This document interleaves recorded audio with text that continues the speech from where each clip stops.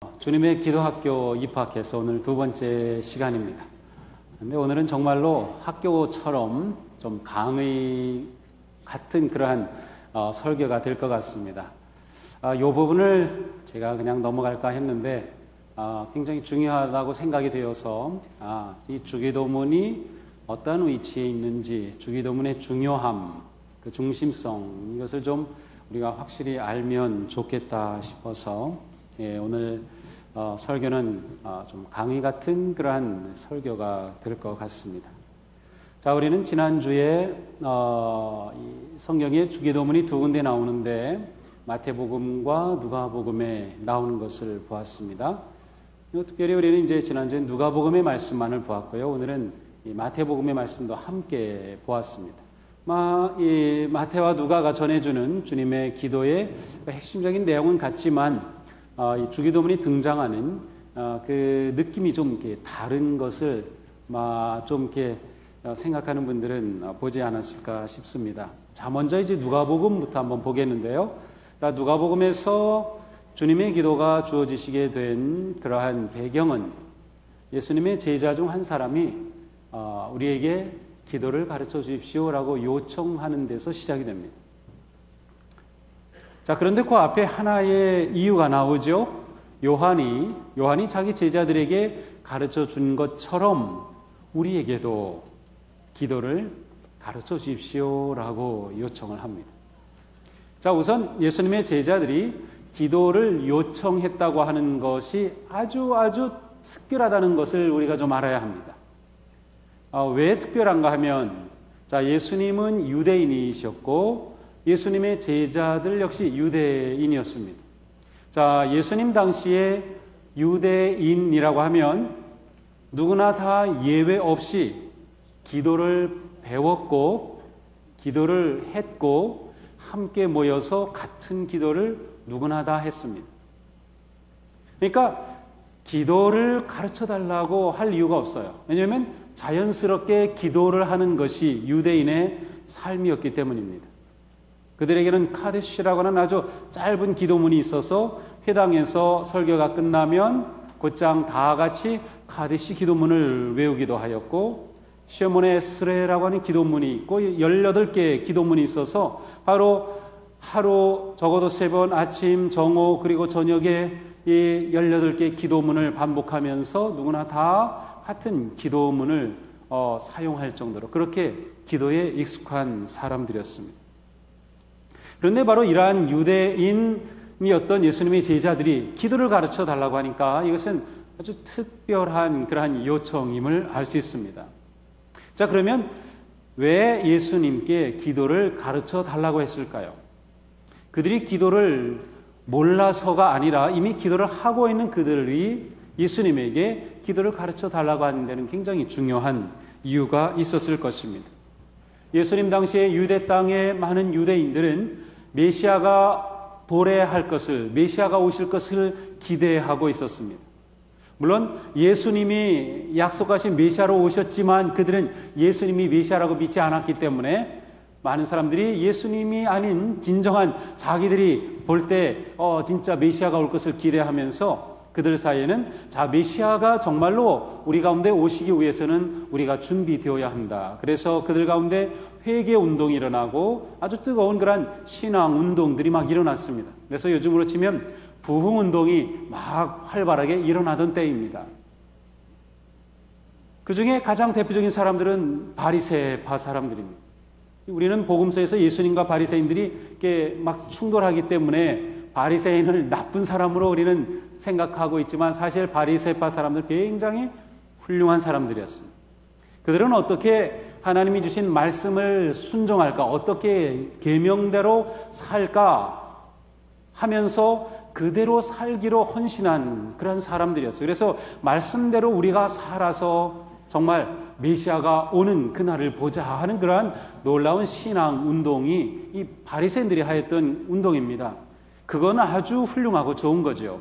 문제는 이제 그들이 외식하고 어떤 형식에 사로잡혀서 진정한 핵심을 놓친 것이 그들에겐 가장 큰 문제이긴 했지만 이 바리새인들의 그러한 운동, 또 1947년에 유대 땅에 쿰란이라고 하는 그런 동굴이 발견이 됩니다. 그래서 그 쿰란 동굴에서 거기에 머물면서 신앙 운동을 했던, 나중에는 그것이 이제 에세네파 사람들이라고 이렇게 밝혀지는데, 그런 것이 발견이 되면서 예수님 당시에 바리새인도 있었고 또 에세네파 같은 그런 열심당원, 아주 좀 요즘으로 치면 좀 진보 성향의 강한 그러한 모임도 있었어요. 그 사람들도 역시 메시아를 기다리면서 그 굴에 모여서 같이 예배하고 그들의 기도문을 가지고 있었어요. 세례 요한도 그 중에 한 사람입니다. 세례 요한이 일으킨 회개 운동은 그 당시에 굉장히 많은 사람들에게 영향력을 미치는 것이었습니다. 요즘으로 치면 아주 인기 많은 그런 붕사였습니다. 그래서 이 세례 요한이 회개를 외치고 또 회개하면서 그 증거로 세례를 받는 그러한 일들이 막 일어나고 있었죠. 그래서 많은 사람들이 이 세례 요한을 또 추종했습니다. 이처럼 많은 그러한 그 신앙 운동들이 막 일어나면서 메시아가 올 것을 기대하고 있었는데, 이 모든 운동들이 가지고 있는 하나의 공통점이 있다고 하면 다 그들 나름대로의 기도문을 가지고 있었습니다. 쿰란 동굴에 거하였던 그 에세네파 사람들의 기도문이 있었고, 세례 요한을 따르던 사람들도 세례 요한이 가르쳐준 기도문이 있었어요. 그들이 유대인으로서 공통적으로 하는 그러한 기도문이 있었는가 하면 그와 같은 독특한 그러한 신앙 그룹들에서 자기 나름대로의 기도문을 가지고 있었습니다. 마치 우리 교회에 사명 선언문이 있듯이, 또 다른 교회는 그 교회 선언문이 있듯이 이러한 모임마다 그들의 기도문이 있었습니다. 그리고 그 기도문을 통해서 그들의 모임의 목적을 고취하고 다시 생각하고 그 모임의 결속을 다지곤 했던 것이죠. 그러니까 예수님의 제자들도 이제 예수님을 따르면서 그렇다면 우리에게도 그와 같은 기도문이 있어야 하지 않겠느냐 생각한 겁니다. 왜 그런 생각을 했을까요? 사실 세례 요한의 메시지는 회개하라, 천국이 가까웠다였습니다. 예수님도 처음 입을 열어 선포하신 것은 회개하라, 천국이 가까워, 똑같습니다. 그러나 사실은 다릅니다. 세례 요한이 선포한 회개와 천국이 가까움의 메시지의 초점은 하나님의 심판에 있습니다. 반면에 예수님께서 선포하신 하나님 나라는 하나님의 심판보다 하나님의 용서와 치유와 회복에 초점이 맞춰져 있습니다. 그러니까 처음에는 이 예수님의 그 가르침이 처음에는 두드러지지 않지만 점점 이렇게 두드러지면서 우리가 예수님을 따르는 것은 바로 이러한 것이구나, 세례 요한과는 좀 다르구나라고 하는 것을 느끼기 시작하죠. 다른 많은 그룹들이 그들의 기도문을 가지고 있는데, 그럼 우리도 예수님의 이 특별하고 독특한 이런 말씀을 가지고 있는 우리의 기도문이 있어야 하지 않을까라고 하는 것입니다. 그래서 예수님에게 우리에게도 기도를 가르쳐 주옵소서라고 기도를 요청한 것이죠. 실제로 예수님의 제자들 가운데는 먼저 세례 요한의 제자였던 사람들이 있었습니다. 요한복음 1장 35절에 보니까 세례 요한이 제자들과 함께 이렇게 가는데 예수님이 보입니다. 그러니까 예수님을 향해서 세례 요한이 말하죠. 보라, 하나님의 어린 양이로다. 그러니까 이 세례 요한의 말을 듣고 이 세례 요한을 따라오던 이 제자들이 그 예수님께로 가버린 거예요. 근데 그 가운데는 이 안드레 같은 제자들이 있었습니다. 그러니까 예수님의 첫 번째 제자들은 사실은 세례 요한의 제자들이 예수님을 따라온 것입니다. 세례 요한의 사명이 그거죠. 메시아의 오실 길을 예비하러 왔어요. 그래서 세례 요한은 주님의 오심을 준비하고 또 주님의 첫 번째 제자들을 준비해 놓은 셈이죠.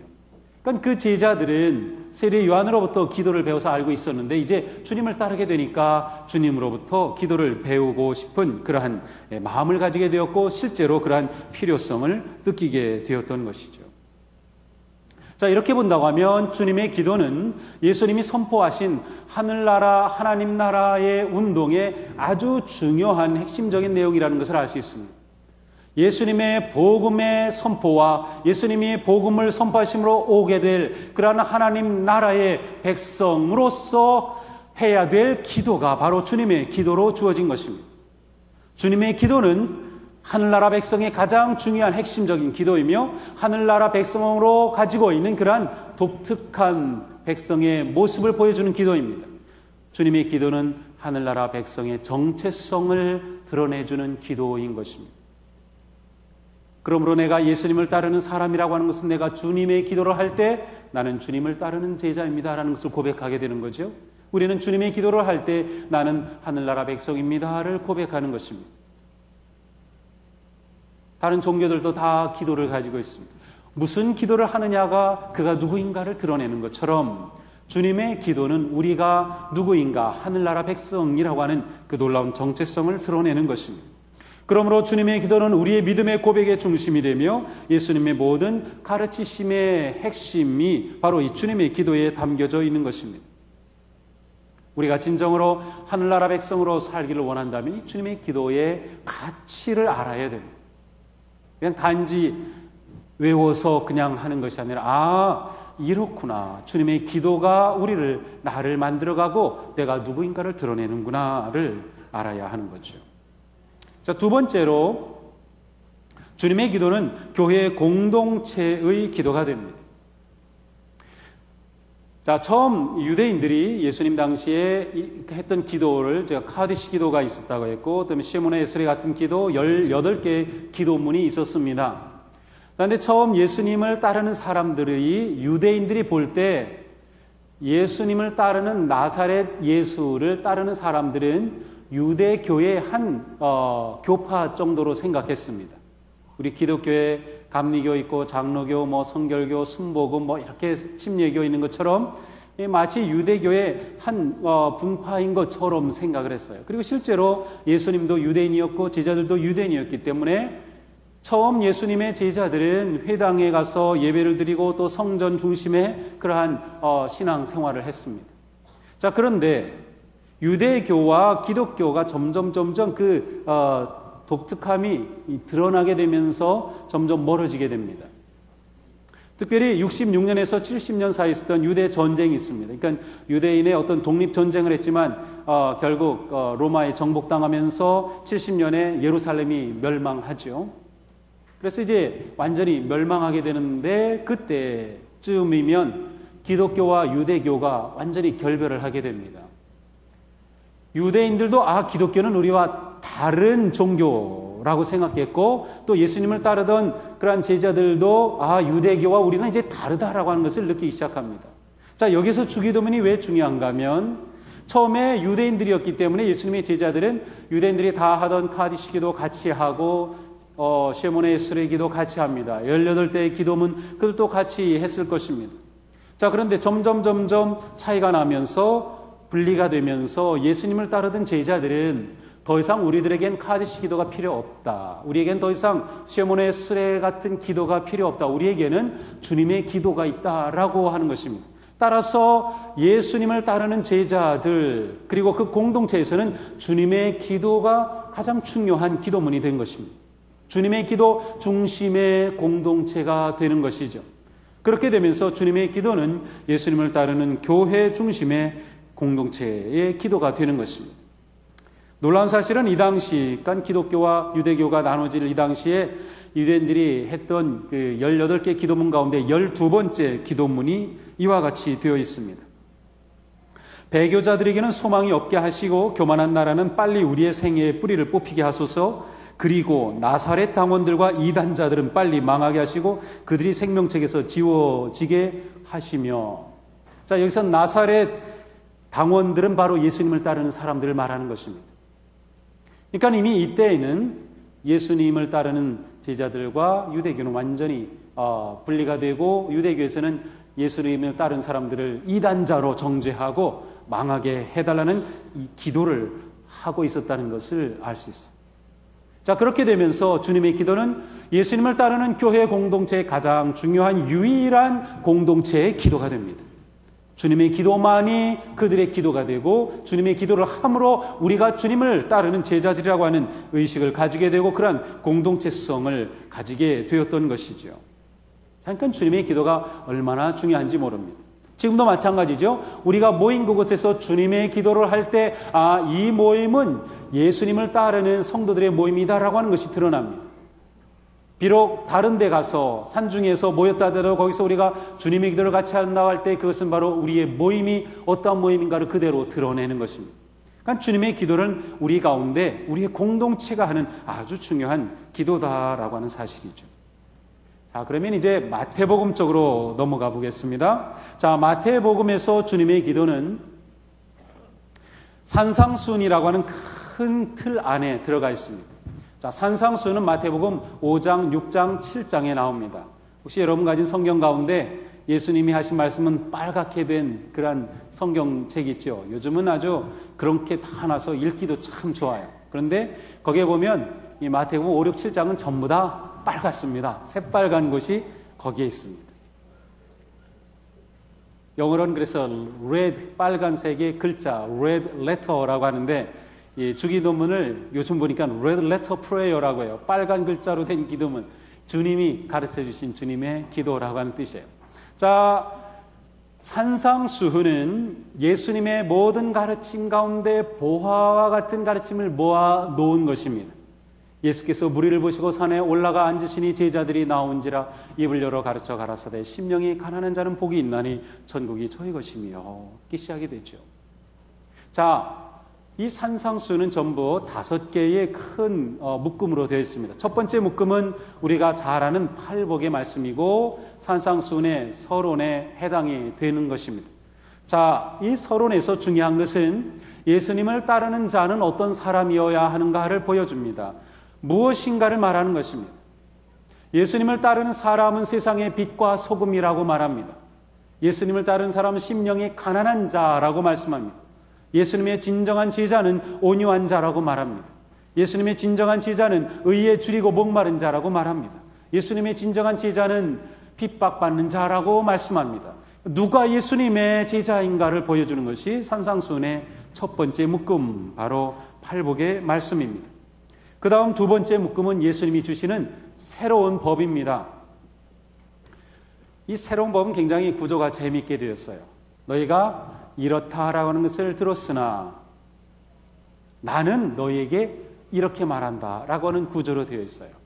자, 예를 들면 옛사람에게 말한 바 살인하지 말라, 누구든지 살인하면 심판을 받게 되리라 하였다는 것을 너희가 들었으나 나는 너희에게 이르노니 형제에게 노하는 자마다 심판을 받게 되고 형제를 대하여 라가라는 자는 공회에 잡혀가고 미련한 놈이라는 자는 지옥불에 들어가게 되리라. 간음하지 말라 하였다는 것을 너희가 들었으나 나는 너희에게 이르노니 음욕을 품고 여자를 보는 자마다 마음에 이미 간음하였느니라. 누구든지 아내를 버리려거든 이혼 증서를 줄 것이라 하였으나 나는 너희에게 이르노니 누구든지 음행한 이유 없이 아내를 버리면 이는 그로 간음하게 함이니라.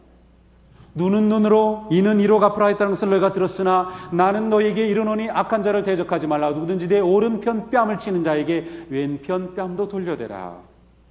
내 이웃을 사랑하고 내 원수를 미워하라 하였다는 것을 너희가 들었으나 나는 너희에게 이르노니 너희 원수를 사랑하며 너희를 박해하는 자를 위하여 기도하라. 그래서 예수님의 말씀은 이렇게 들었는데 이렇게 하라로 되어 있어요. 자, 이렇게 들었는데 이것은 무엇입니까? 구약입니다. 모세의 율법입니다. 유대인들에게는 모세의 율법 위에는 없습니다. 가장 중요한 가르침이죠. 우리가 수약당에서 성경을 달린다 배우고 있는데 개약시대, 언약시대 우리가 보고 있죠. 바로 시내산에서 보내는 약 2년간의 기간 동안 그들은 하나님의 십계명을 받고 말씀을 받고 많은 계명들을 받아요. 그 중심에 모세가 있죠. 모세가 전해준 계명입니다. 모세의 율법이죠. 자, 그런데 예수님은 이 모세의 율법을 너희가 들었으나 나는 이렇게 해야 된다라고 가르치는 겁니다. 무엇을 말해주나요? 예수님은 모세의 율법을 완성하신 분입니다. 모세의 율법보다 더 큰 분이십니다. 모세의 율법을 능가하는 분이십니다. 따라서 예수님은 모세보다도 크신 분이시며 모세의 율법보다도 더 중요한 율법을 완성하신 분으로 선포되는 것이 이 두 번째입니다. 자, 세 번째 큰 묶음에서는 유대인들이 가장 중요하게 생각하는 세 가지의 경건 생활이 나옵니다. 첫 번째는 자선, 두 번째는 기도, 세 번째는 금식입니다. 믿음의 사람의 경건 생활이죠. 그래서 너희는 자선을 이렇게 하라, 기도는 이렇게 하라, 금식은 이렇게 하라고 하시는데 바로 요 기도에 관한 부분에서 우리가 보는 주님의 기도가 나옵니다. 자, 그 다음 큰 그룹으로 네 번째는 구약에 나오는 십계명의 첫 번째 계명, 오직 하나님만 섬기라. 우상을 허락하지 않은 이 첫 번째 계명과 맞먹는 말씀을 주십니다. 따라서 여기서 주님께서는 하나님과 다른 것을 동시에 섬길 수 없다. 이것은 우상이 된다라고 하는 것을 말씀하시고, 그리고 이것이 뭐냐? 재물이라고 말씀합니다. 하나님의 우상, 하나님 앞에 우상이 될 가장 큰 도전으로 예수님은 맘모니즘, 맘몬신, 재물을 파악하셨어요. 그리고 그것이 가장 큰 우상이 될 것을 보셨습니다. 따라서 너희가 하나님과 재물을 동시에 섬길 수 없다. 두 주인을 섬길 수 없다라고 말씀하십니다. 너희는 오직 하나님만 의지함으로 살 뿐이다 라고 말씀하시는 거죠. 재물을 섬기면 근심과 걱정이 끊이지 않겠지만 하나님을 의지하고 신뢰하면 이 모든 것을 초월하는 삶을 살 것을 말씀해 주십니다. 그러므로 하나님 앞에 너희들은 구하고 찾고 두드리면 된다고 가르쳐 주십니다. 하나님 옆에 동시에 다른 우상을 두지 말라는 것입니다. 그 다음에 마지막으로 주시는 것은 결론이죠. 그래서 열매로 나무를 알 수 있다는 것입니다. 그래서 이 모든 산상수훈의 아름다운 계명을 주시고 마지막에 행하는 자, 그래서 그 주님의 말씀을 행하는 자는 반석 위에 집을 짓는 자라고 하는 말씀이 여기에 나오고 있습니다. 자, 이렇게 산상수훈은 크게 5개의 뭉치로 되어 있습니다. 딱 가운데가 세 번째겠죠? 주님의 기도는 바로 이 가운데에 있습니다. 그리고 세 번째 가운데 경건한 삶을 세 가지로 주시는 그 중간에 주님의 기도가 위치했습니다. 따라서 마태복음에서는 주님의 기도가 예수님의 모든 가르침의 중심, 핵심, 엑기스로 주어지고 있다는 것을 알 수 있습니다. 그러니까 마태복음이 아주 정교하게 세밀하게 짜여져 있습니다. 굉장히 놀랍습니다. 어떻게 그런 지혜가 나왔는지 모를 정도로 당연히 성령의 감동을 받아서 기록되었으니까 그렇게 되었겠죠. 자, 그러므로 마태복음은 우리에게 주기도는, 주님의 기도는 제자의 삶을 사는 제자도의 핵심이라고 하는 것을 보여주는 것입니다. 내가 정말로 예수님을 따르겠다, 주님의 제자로 살겠다라고 하면 주기도문을 몰라서는 안 됩니다. 주기도문을 단지 외워서만도 안 됩니다. 주기도문을 알고 주기도문을 살아야 합니다. 주기도문이 그렇게 중요해요. 근데 우리는 그냥 주기도문을 외워서 하죠. 그 뜻을 그렇게 깊이 무슨 의미인지 찾아본 적이 별로 없는 것 같아요. 저도 말씀을 준비하면서 많은 것을 깨닫습니다. 아, 주님의 기도가 이렇게 중요하구나. 주님의 기도가 이렇게 중심에 있구나를 깨닫습니다.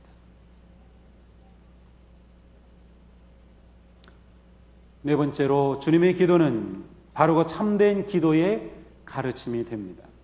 자, 마태복음에서 주님의 기도가 주어지면서 예수님께서 주시는 말씀이 이렇게 기도하지 말라라고 하는 두 가지가 주어집니다. 유대인처럼 기도하지 말고 이방인처럼 기도하지 말라. 유대인처럼 기도하는 건 외식하는 기도입니다. 이방인처럼 기도하는 것은 중언부언하는 기도입니다. 예수님은 이 두 가지를 다 하지 말라고 하십니다. 그것은 참된 기도가 아니라고 하는 것이죠. 외식하는 기도는 그 당시에 사람들이, 바리새인들이 나는 이렇게 기도한다는 것을 보이려고 사람들이 다니는 길거리에서 높이 서서 하늘을 우러러서 주님, 저는 저 세리와 같이 죄인, 세리와 같지 않습니다. 저는 저 사람 같지 않습니다. 하면서 하나님 앞에 자신의 의의를 드러내고 사람들에게 자기의 의로움을 막 드러내는 그러한 기도였어요. 그러니까 이 바리새인들이 율법대로 살려고 하는 것은 좋았지만 그와 같은 외식된 행동은 예수님하고 부딪히는 것. 그러니까 예수님께서 그렇게 기도하지 말라는 거예요.